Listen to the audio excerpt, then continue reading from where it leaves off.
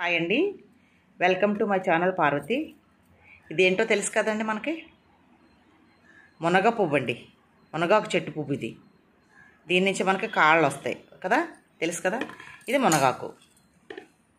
ఇప్పుడు ఏం చేస్తానంటే అండి, వీటిల్ని శుభ్రంగానే కడిగేసి పొడి క్లాత్ మీద ఒక 2 hours మొత్తం తడి లేకుండా ఆరబెట్టేసి దీన్ని నేను కొంచెం పసుపు, కొంచెం సాల్ట్, కొంచెం ఆయిల్ వేసి పేస్ట్ కింద ఆడతానండి. దీన్ని పేస్ట్ ఆడి నేను ఫ్రిడ్జ్లో పెట్టుకుంటాను. ఇది కనీసం ఉప్మా ఎసరు మరుగుతుంది కదా, అప్పుడు కూడా 1 స్పూన్ వేస్తానండి. ఇది ఎక్కువైతే 2 స్పూన్లు ఉప్మా, తక్కువైతే 1 స్పూన్ వేస్తానండి.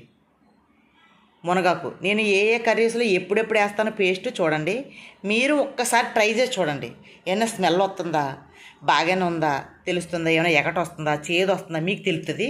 ఒక్కసారి వాడి చూడండి. ఇది కరోనా టైంలో హాస్పిటల్కి వెళ్తే ఏమనేవారండి, ఇమ్యూనిటీ లేదనేవారు.